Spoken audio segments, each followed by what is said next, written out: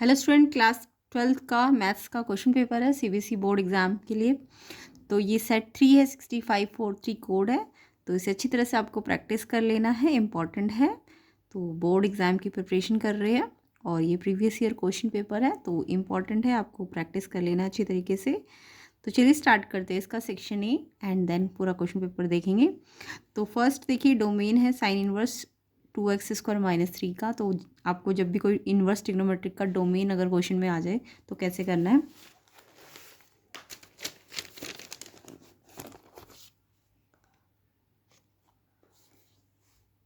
तो देखिए, जब भी कोई इन्वर्स ट्रिग्नोमेट्रिक का डोमेन होता है तो आपको पहले इसको, इस जो ये ब्रैकेट के अंदर है, इसको u मान लेना है, ठीक है। अब ये साइन इनवर्स u अगर थीटा है तो आपको u निकालना है, u की हेल्प से x निकालना है, डोमेन का मतलब x निकालना है।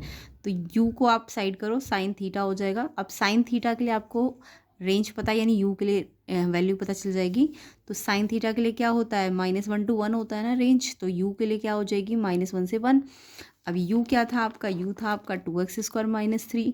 तो यहाँ पे x के लिए इनइक्वालिटी को सॉल्व करो, -3 हटाना तो +3 दोनों साइड दे दो। तो ये +2 हो जाएगा और ये +4 हो जाएगा। एंड देन आपका x² के साथ 2 है, इसे भी हटाना है तो 2 से डिवाइड कर दो लेफ्ट और राइट पे। तो ये 1 हो जाएगा और ये 2 हो जाएगा। इसके बाद x² आपका आ जाएगा 1 से 2, है ना। अब ये x² 1 से तो बड़ा है और 2 से स्मॉल है ना। तो यहाँ पे आपको x² अगर ग्रेटर देन 1 है, या मॉडुलस की जो इनइक्वालिटी होती है उसके लिए रूल पता होना चाहिए कि ये -1 से तो लेस होगा x। अगर स्क्वायर हटता है तो इस पर रूट लगेगा तो ये +-1 दोनों देगा। तो x लेस देन -1 होगा, equal to, and greater than और इक्वल टू 1 होगा, ठीक है। तो इसको मैं इनइक्वालिटी में शो करूँगी, -1 से 1 में। तो ये देखो, -1 से लेस का मतलब इधर चला जाएगा और 1 से ग्रेटर का मतलब इधर चला जाएगा। तो मॉडुलस की इनइक्वालिटी आपको आती होगी रूल, है ना। उसके बाद नेक्स्ट था x² लेस देन 2 वाला केस। इसमें आपको पता है लेस देन की जो मॉडुलस की इनइक्वालिटी होती है वो माइनस, स्क्वायर हटेगा तो √2 हो जाएगा ना, ये प्लस माइनस। तो ये -√2 से √2 के बीच में आ जाएगी। तो यहाँ से अगर देखूँ तो -√2 से √2, यानी यहाँ से यहाँ तक है। अब दोनों का कॉमन कहाँ से कहाँ पे है, एक तो ये है -1 से -√2, जो दोनों दोनों शेडिंग का कॉमन क्या है, -√2 से -1 और एक 1 से √2। तो इट मीन्स आपका आंसर ऑप्शन सी हो जाएगा। तो इस तरीके से आपको x निकालना था, x का मतलब डोमेन था, है ना। तो सबसे पहले तो आपको इसको u मान के u के लिए रेंज लेनी थी और फिर उससे x निकालना था, एक इनइक्वालिटी को सॉल्व करके। देन आपको ये जो मॉडुलस की इनइक्वालिटी आपने सीखी होगी और फिर कॉमन रीज़न निकालना था। तो ऑप्शन सी इसका करेक्ट आंसर है। तो आई होप डोमेन के क्वेश्चन भी समझ आ गए होंगे और मॉडुलस की इनइक्वालिटी को कैसे सॉल्व किया जाता है। तो ऐसी प्रैक्टिस आपको और भी मिलेगी, प्लेलिस्ट चेक कर लेना, लिंक डिस्क्रिप्शन में है। तो आपके फाइनल जो सीबीएसई बोर्ड एग्जाम 2026 है उसके लिए आपकी अच्छी प्रैक्टिस हो जाएगी।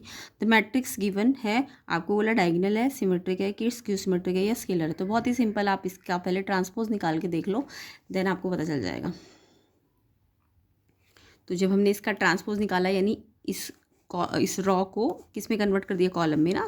तो ट्रांसपोज में क्या करते हैं, रॉ को कॉलम में ले आते, इस रॉ को इस कॉलम में, इसको इस कॉलम में। तो हमने देखा कि जो ए ट्रांसपोज निकाला है, ये देखो 0 1 2 और ये 0 -1 2 है ना। तो ट्रांसपोज निकालने पे ये नेगेटिव के इक्वल आ रहा है, हाँ, यहाँ -2 था तो 0 1 -2 इधर आ गया ना। तो देखो ये 0 1 -2 है, जबकि ये यहाँ पे 0 -1 2 आ गया। तो यानी ये नेगेटिव, ए ट्रांसपोज नेगेटिव ए के इक्वल आ रहा है, इसलिए ये स्क्यू सिमेट्रिक है, ऑप्शन सी। तो इस तरीके से ये क्वेश्चन करना था। नेक्स्ट क्वेश्चन देखिए, थर्ड। आपको 3x - 2 के लिए x दिया 0 to 1 एंड 2x² + ax के लिए 1 से 2। आपको बोला कंटिन्यूस फॉर x = 0 to 2, तो a कितना होगा। तो 0 to 2 में हम 1 देखेंगे, 1 दोनों में आ रहा है ना। तो 1 लेफ्ट हैंड लिमिट पे आप इस फंक्शन पे रखो और 1 का राइट हैंड लिमिट इस फंक्शन पे रखो और फिर कॉन्टिन्यूस है तो इक्वल करो। तो आई होप सबको ये क्वेश्चन भी आता ही हो। तो x1 - h के लिए लेफ्ट हैंड लिमिट हमने निकाली पहले वाले फंक्शन पे, तो 3 1 - h -2, तो लिमिट h टेंस टू 0। तो ये आपको जल्दी जल्दी करना है, तो जिनको ये प्रैक्टिस होगी करना आता होगा। तो h की जगह 0 रखा तो 3 1 3 -2 1 हो जाएगा। ऐसी राइट हैंड लिमिट में 1 + h के लिए जो नीचे वाला फंक्शन था उस पर 1 + h रखो जहाँ जहाँ x है, और फिर लिमिट h टेंस टू 0 हो जाती है। तो ये h 0 हो गया तो 2 1 2 एंड a, तो ये 2 + a आ जाएगा। और फिर आपको कॉन्टीन्यूस बोल रखा है तो left hand limit right hand limit and function at one, one पे रखा था ना हमने। तो उसके बाद ये लेफ्ट और राइट हैंड लिमिट 1 = 2 + a के इक्वल हो जाएगी, तो a की वैल्यू -1, ऑप्शन डी इसका आंसर है। तो यहाँ पे हमें इस तरीके से ये क्वेश्चन सॉल्व करने होते हैं। तो आपके बोर्ड एग्जाम के लिए इंपॉर्टेंट है, अच्छी तरह से प्रैक्टिस करना। और भी प्रैक्टिस करने के लिए क्वेश्चन पेपर्स है प्लेलिस्ट के अंदर, ज़रूर चेक कर लेना। 5 to 6 क्वेश्चन पेपर्स कर लीजिए अच्छी तरीके से, और साथ ही एनसीईआरटी आपका एग्जाम अच्छी तरह से निकल जाएगा। y = log 2x √2x then dy/dx किसके इक्वल है। तो यहाँ पे log की कुछ प्रॉपर्टी पहले लगा के सिंप्लीफाई करना था, देन dy/dx निकालना था। तो देखिए सबसे पहले लॉग की प्रॉपर्टी में क्या होता है, ये जो लॉग का ये इधर होता है, लॉग के साथ यहाँ जो भी नंबर होता है उस पर अगर कोई पावर है, पावर मतलब रूट लगा हुआ है ना पूरे पे, तो रूट का मतलब हाफ पावर है। तो ये कुछ इस टाइप का होता है। अगर लॉग मान लो यहाँ b है और यहाँ a और a पे कोई पावर है, तो ये जो पावर होती है ना ये आगे आ जाती है और ये ऐसे ही रहता है, ठीक है। ये वाला फॉर्मूला लगाना था। तो यहाँ पे ये जो पावर हाफ है वो आगे आ जाएगा, और log 2x, और यहाँ भी अब ये 2x ही बचेगा। अब एक और फॉर्मूला होता है लॉग का बेस, और अगर ये सेम है तो ये 1 होता है। तो यहाँ पे बेस और ये सेम है ना, तो यानी ये पूरा 1 हो जाएगा, हाफ एज इट इज़। अभी y हाफ आया, y नहीं निकालना आपको, dy/dx निकालना है। तो कांस्टेंट, अभी ये y सॉल्व कर लिया, सिंप्लीफाई कर लिया, अब आपको dy/dx करना है तो 0 आएगा आंसर। कांस्टेंट का dy/dx 0 होता है। ऑप्शन ए आंसर है इसका। तो यहाँ पे हमारा आंसर क्या हो जाएगा, ऑप्शन ए 0, ठीक है। तो ये भी क्वेश्चन आपको समझ आ गया होगा। अब नेक्स्ट फंक्शन n से w है, यानी नेचुरल से होल नंबर।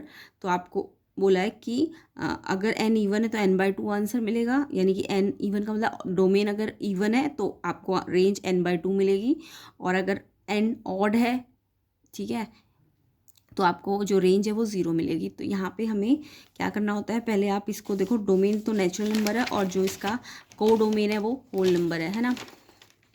तो आपको चेक करना है ये इंजेक्टिव है, सर्जेक्टिव है कि आपका बाइजेक्टिव है। तो इस टाइप में करने से आपको क्या करना है, पहले डोमेन क्या है, x मतलब n नेचुरल नंबर है 1 2 3 4 5 6 7 जितना भी एंड तक जाएगा, और जो इसका को डोमेन है वो आपका क्या है, w है, होल नंबर 0 से स्टार्ट होगा। तो अगर मैं देखूँ कि ऑड है, ऑड के लिए क्या था, ऑड अगर x मैं ऑड ले रही हूँ 1 3 5, तो आपका आंसर 0 मिल रहा था, है ना। रेंज क्या मिल रही थी, 0। तो 1 की भी 0 आ रहा है, 1 की इमेज भी 0 और 3 की इमेज भी 0 है। और जब सेम डोमेन की 2 इमेजेस होती है तो वो 1 1 तो हो नहीं सकता, तो ये 1 1 तो बिल्कुल भी नहीं है।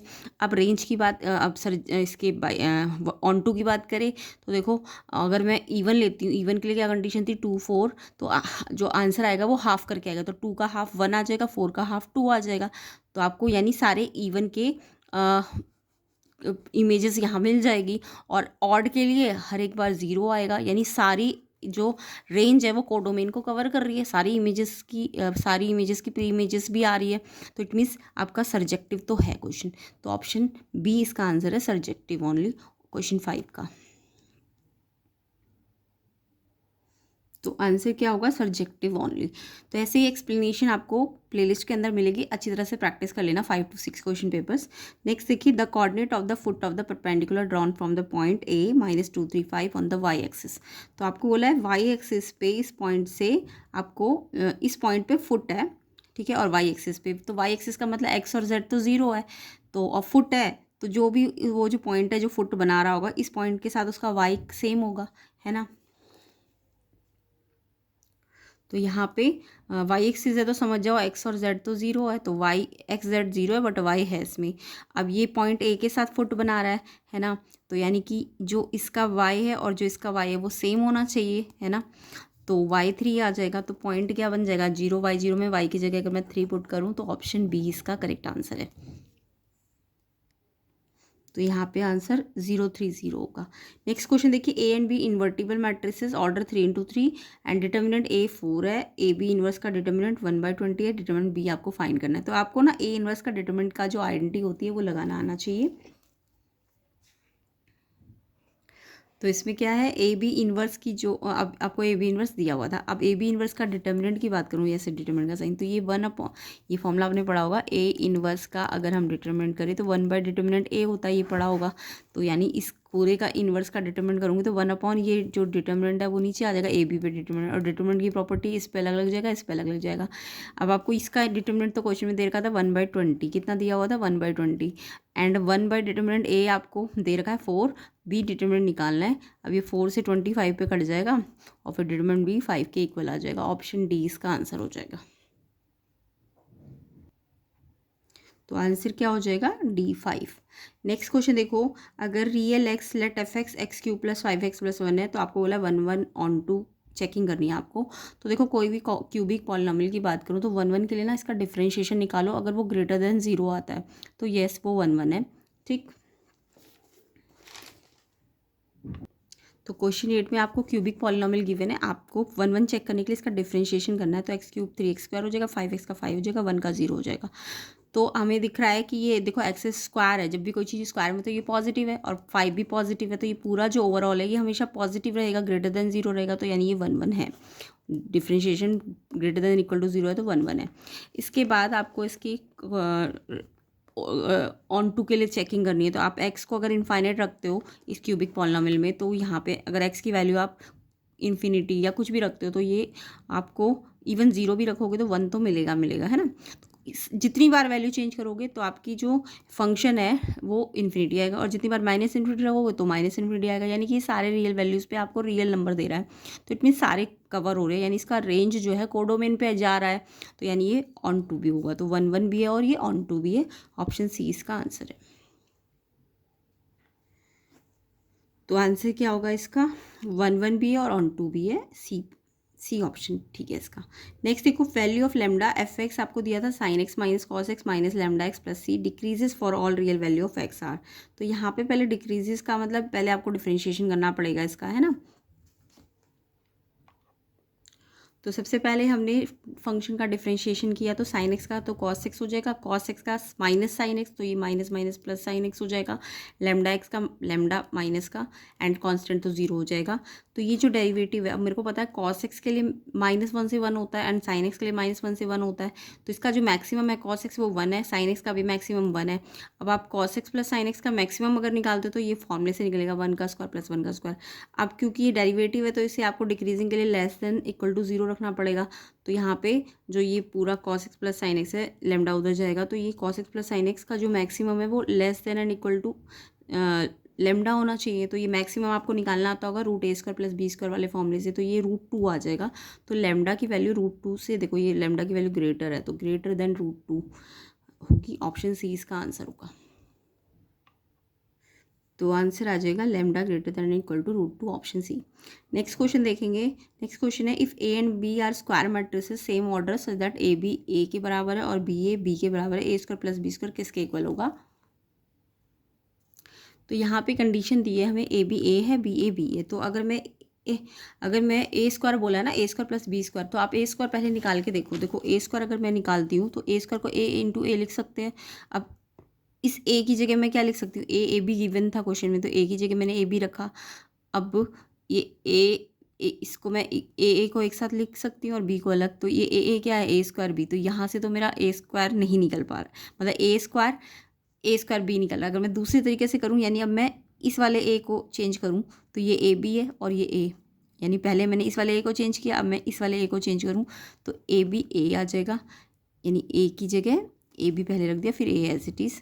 उसके बाद ये ए बी को मैं अगर मैं आगे पीछे करती हूँ तो ए पहले आ गया और ए बी को उधर ले गए तो बी ए हो जाएगा, और बी ए आपका बी था, ठीक है, तो बी ए की जगह मैंने बी रख दिया और फिर ए बी आपका ए था तो ये ए आ जाएगा। सेम ऐसे अगर आप b² के लिए करोगे तो वो b के बराबर आ जाएगा।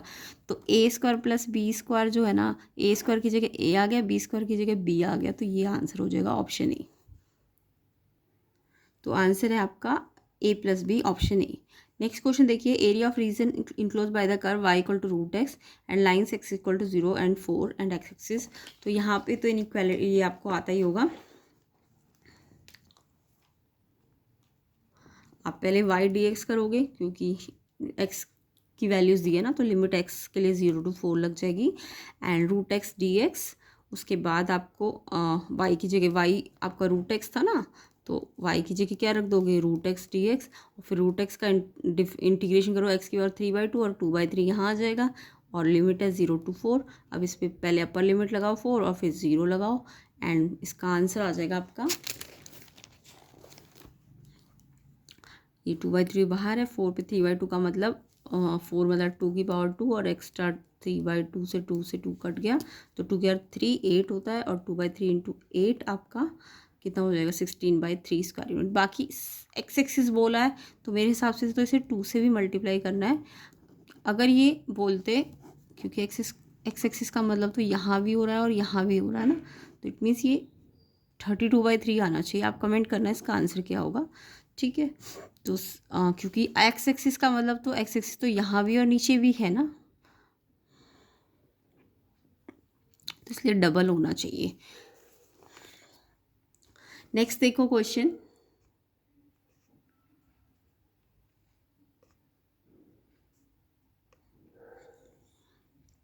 नेक्स्ट क्वेश्चन है integration 0 to 1 EX plus E-X, ये डिनोमिनेटर में आपका, तो इसको सिंप्लीफाई करो। पहले आपको इसका पहले ई जो -x में है ना, तो इसको आप कैसे लिख सकते हो, dx EX, इसका ये जब पावर नेगेटिव हो तो ये नीचे चला जाएगा, फिर इसका एलसीएम लो EX आएगा, फिर EX यहाँ EX से मल्टीप्लाई होगा तो EX की पावर स्क्वायर हो जाएगी। अब ये 2 चाहे तो आप अंदर ला के 2 ये सामने सामने मल्टीप्लाई कर सकते हो, तो ये E2x हो जाएगा और ये तो 1 ही रहेगा और नीचे EX, ये जो डिनोमिनेटर का EX है रेसिप्रोकल होकर ऊपर आ जाएगा EX dx और नीचे E2x प्लस 1। अब आप इसको t मान लो, E2x को E2x को नहीं EX को t मान लो, क्योंकि EX यहाँ भी है, तो EX को t मानोगे तो EX dx dt के बराबर, तो इसको dt रख दो, तो ये EX तो t है और इस पर 2 पावर है, t स्क्वायर हो जाएगा प्लस 1। अब ये t स्क्वायर प्लस 1 आपको पता है tan इनवर्स का इंटीग्रेशन होता है, tan इनवर्स t आ जाएगा और साथ में लिमिट लगा दो 1 से e। देखो 1 से e की लिमिट चेंज की हुई, पहले तो 0 से 1 थी, तो यहाँ मैंने क्वेश्चन t में चेंज किया है ना, तो आपकी लिमिट भी चेंज होगी। अगर 1 है तो ये E1 तो t, अगर x की जगह 1 रखूँगी तो t E1 हो जाएगा, यानी e के बराबर आ जाएगा। और फिर लोअर लिमिट 0 थी तो मैंने x की जगह 0 रखा तो E0 t है, तो E0 कितना होता है 1, तो t1 आ जाएगा, ठीक है। तो लिमिट भी ऐसे चेंज करनी होती है। अब ये tan इनवर्स t पे अपर और लोअर लिमिट लगानी है आपको, तो यहाँ पे tan इनवर्स t पे पहले अपर लिमिट लगाओ तो tan इनवर्स e हो जाएगा, फिर माइनस, फिर 1 लगाओ तो tan इनवर्स 1 हो जाएगा।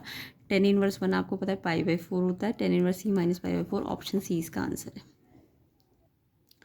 तो आपका ऑप्शन सी आंसर हो जाएगा। नेक्स्ट क्वेश्चन 13 देखिए, corner point of feasible region आपको दे रखे है क्वेश्चन में, z आपको ax प्लस by दिया है और बोला है कि z ऑब्टेन्ड 0 to 30 पे कैसा है, मैक्सिमम है। तो आप 0 2 पे भी निकालो z को और 30 पे भी, और इक्वल करके a एंड b पे रिलेशन आ जाएगा।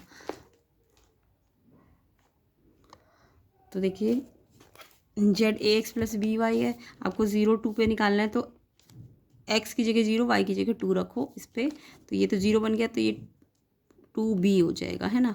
ऐसे 3 0 रखो, x की जगह 3 y की जगह 0, तो ये x की जगह 3 रखा तो 3a हो जाएगा और ये y तो 0 बन जाएगा, तो ये z 3a आ गया। अब ये दोनों मैक्सिमम है तो ये दोनों बराबर हो जाएंगे, तो ऑप्शन डी इसका आंसर हो जाएगा। तो यहाँ पे 3a बराबर 2b आंसर है। नेक्स्ट देखो e की पावर -3 log x का इंटीग्रेशन और फिर इसके इक्वल करना है आपको, उससे fx आएगा। तो यहाँ पे आपको सबसे पहले e की पावर -3 log x, तो मैंने अभी log में प्रॉपर्टी बताई, जो यहाँ अगर e और log दिख रहा है ना आपको, तो आप क्या करो, e और log अगर जब भी दिखे क्वेश्चन में तो आपको क्या करना है,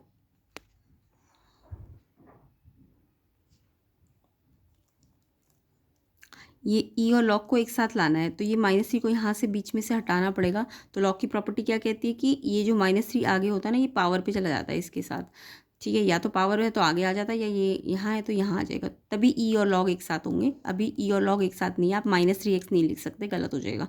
तो इस -3 को पहले यहाँ से हटाओ, तो -3 यहाँ x पे चला जाएगा, तो ये x और -3 हो जाएगा। अब e और log एक साथ आ गए ना, तो ये e और log जब एक साथ होते हैं तो ये सिर्फ आंसर ये मिलता है आपको, यानी e और log अगर एक साथ है और साथ में यहाँ x है तो e log हट जाएंगे, सिर्फ x मिलेगा, ठीक है। इसलिए हमने ये -3 को पहले हटाने के लिए लॉग की प्रॉपर्टी लगाई कि इसको पहले पावर में भेजा और फिर ई लॉग एक साथ हो गए, तो ये आंसर मेरे को x की पावर -3 मिलेगा। अब इसका इंटीग्रेशन करना है, तो x की पावर -3 का इंटीग्रेशन करो, एक पावर प्लस करो, -3 + 1 -2 हो जाएगा और नीचे भी -2 आ जाएगा। अब ये जो है ना इसके इक्वल है, तो फंक्शन मेरा क्या हो जाएगा, ये इसके बराबर हो जाएगा। तो इसको सॉल्व कर लो। तो इसको सॉल्व करोगे तो ये -1/2x² हो जाएगा, क्योंकि x पे -2 था ना, तो नीचे आ जाएगा x। तो यानी माइनस को आप ये वाले माइनस को चाहे तो ऊपर भेज देना, -1/2, लेकिन x नीचे रहेगा। तो ऑप्शन सी इसका आंसर हो जाएगा। तो यहाँ पे आंसर क्या होगा, -1/2x², ऑप्शन सी। ऐसे ही नेक्स्ट क्वेश्चन देखो, function F defined by x < 1 पे x है और x > 1 पे 5 है, और बोला कि कॉन्टीन्यूस किस पे नहीं है, नॉट वाला पूछा है। तो आप पहले 1 पे चेकिंग करो, 1 के लेफ्ट पे इस पे रखो और 1 के राइट पे 5 पे रखो। तो यहाँ पे आपको लिमिट तो सॉल्व करनी आती होगी। जब मैंने 1 के लेफ्ट पे 1 - h x था ना, तो x की जगह 1 - h रखा, तो h तो 0 हो जाएगा, तो 1 आ जाएगा आंसर, है ना। ऐसी 1 + h किस पे रखना है, नीचे वाले फंक्शन पे 5 पे। 5 कांस्टेंट है, उस पर कोई भी लिमिट लगाओगे तो 5 ही आंसर आएगा। तो क्या ये इसके इक्वल है, नहीं है। तो अगर ये इक्वल नहीं है तो यानी ये इस पर कॉन्टीन्यूस नहीं है, x = 1 पे ये कॉन्टीन्यूस नहीं है, डिसकॉन्टीन्यूस है, क्योंकि सेम नहीं आ रही ना, तो ये डिसकॉन्टीन्यूस है। तो ऑप्शन बी का आंसर हो जाएगा। तो यहाँ पे x = 1 पे ये क्या है, कॉन्टीन्यूस नहीं है, तो बी है इसका answer. The solution of the differential equation this represent family of parabola, ellipse, circle, hyperbola. तो आपको पहले इस इक्वेशन को सॉल्व करना है। तो सॉल्व कैसे करते हैं,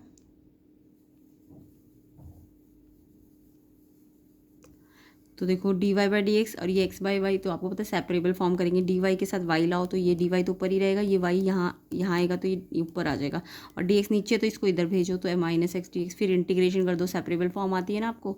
तो y dy का करोगे इंटीग्रेशन, y²/2 आ जाएगा। x का करोगे तो x²/2, और बाहर माइनस है, एंड साथ में c भी आएगा। अब ये -x²/2 को आपको पहले तो 2 का एलसीएम लो, क्योंकि c इसके नीचे तो 1 है ना, तो 2 एलसीएम लोगे तो 2c हो जाएगा, और ये y² ये x² यहाँ के प्लस हो जाएगा, तो ये आएगा x² + y² 2c, और 2c अगर पॉजिटिव है तो x² + y² = सम a² मान लो, तो ये सर्कल की इक्वेशन होती है, ऑप्शन बी। तो आंसर आ जाएगा इसका सर्कल बी, ऑप्शन।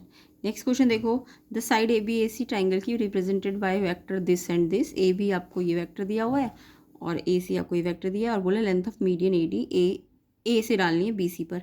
तो BC पर डालनी है ना, तो आप पहले तो ना AB और AC का ना मिड पॉइंट निकाल लो।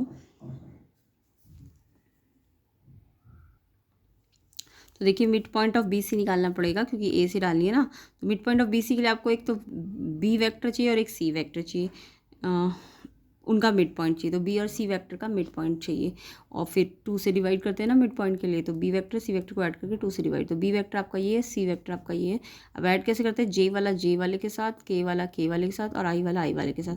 तो यहाँ पे I वाला तो 3i कैप है, J के साथ कट जाएगा, और K प्लस का और प्लस का 4, तो प्लस का 5, K कैप 2, एंड 2 से दोनों डिवाइड हो रहे, तो 3/2 I कैप, 5/2 K कैप। तो ये आपका वेक्टर D आ गया, जो मिड पॉइंट था। अब AD निकालना है वेक्टर, तो इसमें AD में आप A के भी कोऑर्डिनेट पता है आपको, D के भी पता है, तो आप क्या कर सकते हो, अच्छा D का ही आ गया ना आपका, तो D इसका आप इसका स्क्वायर कर लो, 3/2 का स्क्वायर, इसमें J नहीं है तो 0 का स्क्वायर, 5/2 का स्क्वायर। अब इसे सिंप्लीफाई करोगे तो आपका √34/2 आ जाएगा। तो यहाँ पे आंसर आपका √34/2 यूनिट हो जाएगा, ऑप्शन सी। नेक्स्ट है fx 2x + cos x, find करना है fx, और maxima at x = pi, minima at x = pi, increasing function की डिक्रीजिंग। तो पहले आप इसका डिफ्रेंशिएशन निकाल लो। तो डिफ्रेंशिएशन निकालना तो आई होप सबको आता ही होगा। तो देखो डिफ्रेंशिएशन जब मैं निकालूंगी 2x + cos x का, तो 2x का तो 2 हो जाएगा, cos x का -sin x हो जाएगा। अब आप देखो sin x होता है -1 से 1, तो अगर मैं यहाँ पे -1 रखती हूँ तो ये 2 + 1 3 हो जाएगा, और अगर +1 रखती हूँ तो 2 - 1 हो जाएगा ना। अगर 1 रखती हूँ तो 2 - 1 आ जाएगा, और -1 रखती हूँ तो 2 - -1 तो 3 हो जाएगा। यानी ये किसी भी कोई भी पॉइंट रख लो, इसके अंदर का डेरिवेटिव जो है > 0 ही आएगा। तो ये इंक्रीजिंग फंक्शन है, सी ऑप्शन इसका आंसर है। तो आंसर क्या है, option C, increasing function. Next question 19-20 आपके एजर्शन रीजंस है। तो A and B are two event such that P A intersection B अगर जीरो है तो A and B independent event होती है? नो। देखो, अगर ए इंटरसेक्शन बी जीरो है ना, तो इसका मतलब वो म्यूचुअली एक्सक्लूसिव तो हो सकती है, बट नेसेसरी नहीं है कि वो इंडिपेंडेंट हो, क्योंकि इंडिपेंडेंट इवेंट की कंडीशन तो आपको पता होगी क्या होती है। ए इंटरसेक्शन बी जो है वो प्रोबेबिलिटी उसकी ए और बी के प्रोडक्ट के बराबर होती है ना, यही तो होती है इंडिपेंडेंट इवेंट की condition, probability of intersection A और बी। तो ये जीरो कब होगा? जब या तो ए या बी में से कोई एक जीरो होगा, तभी वो इंटरसेक्शन जीरो आएगा। तो मतलब इंडिपेंडेंट वाले इवेंट के लिए ये वाली कंडीशन जो दी है वो गलत है, यानी क्रॉस होगा। किसके लिए सही है वो? इंटरसेक्शन बी जीरो ऑलवेज कब होता है? जब आपकी एक्सक्लूसिव इवेंट्स होती है, म्यूचुअली एक्सक्लूसिव। तो यहाँ एजर्शन गलत है, रीजन बट करेक्ट है, ऑप्शन डी है answer. Assertion false, reason true, option D answer है। तो यहाँ पे क्वेश्चन में आपको जो रीज़न दिया था, टू इवेंट इंडिपेंडेंट, अगर ऑकरेंस एक की दूसरे पे इफेक्ट ना डाले, बिल्कुल करेक्ट है, तो इसलिए ऑप्शन डी आंसर। एजर्शन देखो, लीनियर प्रोग्रामिंग प्रॉब्लम में अगर फिजिबल रीजन एम्पटी हुआ तो लीनियर प्रोग्रामिंग प्रॉब्लम में कोई सोल्यूशन नहीं होता। यस, क्योंकि वो कंस्ट्रेंट को सेटिस्फाई नहीं करेगा, तो इट मीन्स वो सोल्यूशन नहीं देगा। करेक्ट है बिल्कुल। Feasible region defined the region that satisfy all the constraints, yes, उसी को तो हम क्या कहते हैं? फिजिबल रीजन कहते हैं ना, तो ये भी ट्रू है, बट इसका एक्सप्लेनेशन करेक्ट नहीं है, तो यानी कि ऑप्शन बी आंसर है। तो ऑप्शन बी इसका करेक्ट है। ठीक है, तो यहाँ पे हमारे सेक्शन ए के मैंने एक्सप्लेनेशन भी दे दिया है। Section B C D E को हम सॉल्व करेंगे अभी, बट आप उसके सॉल्यूशंस को देख लेना। अभी फिलहाल मैं क्वेश्चन पेपर दिखाती हूँ, फिर आपको इसके सॉल्यूशंस भी दिखा दूंगी, और आपको इन्हें अच्छी तरह से प्रैक्टिस करना है। पहले आप खुद प्रैक्टिस कर लीजिए इन सारे क्वेश्चंस को, एंड देन आंसर्स को चेक करना। अभी मैं आपको क्वेश्चन पेपर दिखा रही हूँ, फिर आपको खुद ट्राई करना है पॉज करके वीडियो को, और पहले खुद सॉल्व करना है, एंड देन आंसर्स इसके चेक करने। तो सारे क्वेश्चन इंपॉर्टेंट है। साथ ही साथ प्लेलिस्ट के अंदर और भी क्वेश्चन पेपर्स है बहुत सारे, 5 to 6 आपको अच्छी तरह से करने हैं। पहले खुद ट्राई किया करो, देन आंसर देखा करो। तो ये सारे क्वेश्चन आपको करने हैं।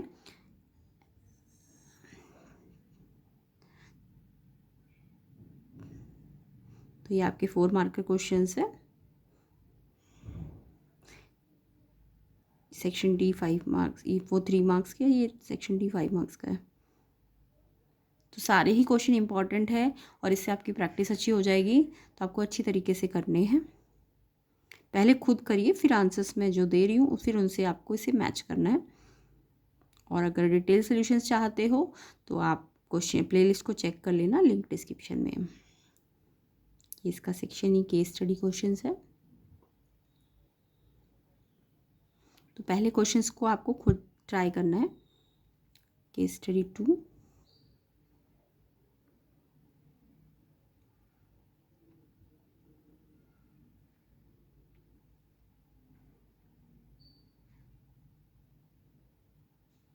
केस स्टडी 3,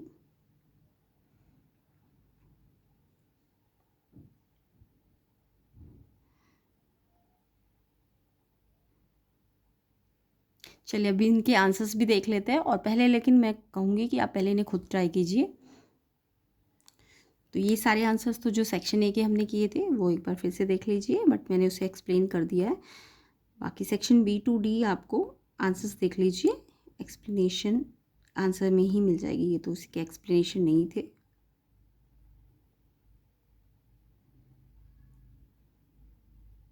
एंड अच्छी तरह से प्रैक्टिस कर लेना, प्लेलिस्ट को लिंक डिस्क्रिप्शन में है।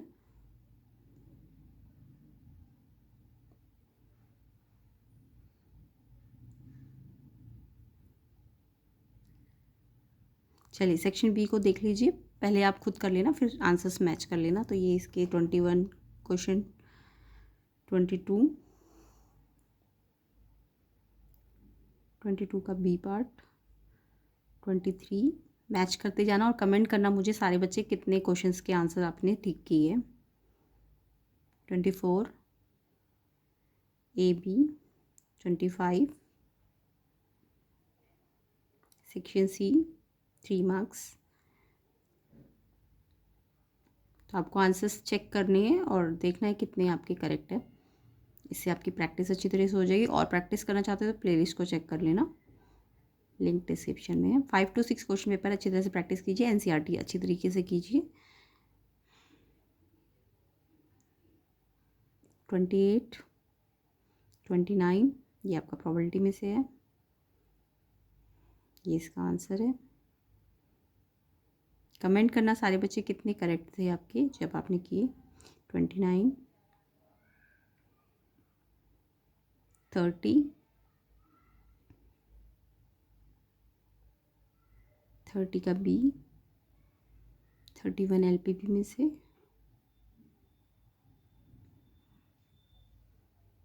ये कंस्टेंट्स बनेंगे।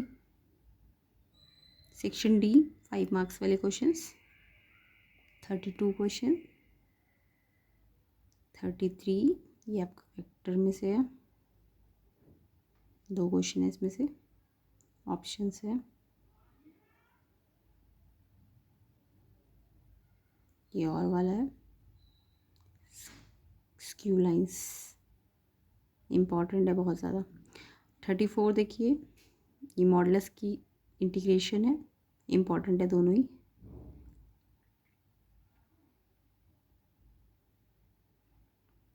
Second part.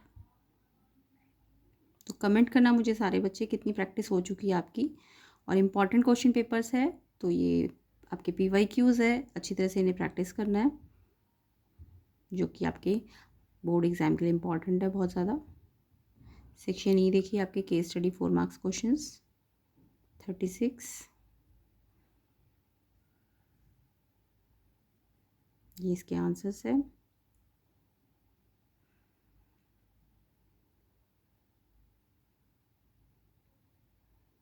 सेकेंड 37 वेक्टर में से है,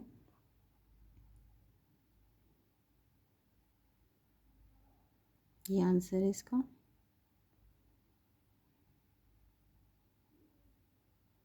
38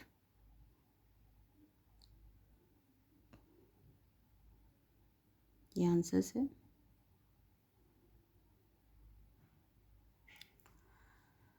तो अपने आंसर चेक करके मुझे कमेंट करना किसके कितने करेक्ट है, एंड वीडियो को शेयर कर देना, लाइक कर देना। और भी क्वेश्चन पेपर्स आपको प्रैक्टिस के लिए मिल जाएंगे, तो इन्हें अच्छी तरह से प्रैक्टिस करना है और अच्छी तरह से समझ समझ के करना है। और वीडियो को शेयर कर देना, लाइक कर देना, एंड चैनल में नए हो तो चैनल को सब्सक्राइब कर देना। प्लेलिस्ट का लिंक डिस्क्रिप्शन में, उसे भी चेक कर लेना। और आपके जो बोर्ड एग्ज़ाम है जब भी होंगे तो उनके आंसर्स भी आपको इस चैनल में मिल जाएंगे, तो चैनल को सब्सक्राइब ज़रूर करना। तो सब आपको इन सब जो भी आपके क्वेश्चन पेपर्स होंगे मैथ्स के, तो अलग अलग कोर्स के सबके आंसर्स यहाँ मिल जाएंगे। तो इस वीडियो को भी अच्छी तरह से, ये जो क्वेश्चन पेपर है इसे भी अच्छी तरह से प्रैक्टिस कर लेना, एंड प्लेलिस्ट को भी प्रैक्टिस कर लेना। और अच्छी तरह से प्रैक्टिस कीजिए ताकि आपका एग्ज़ाम अच्छा जाए।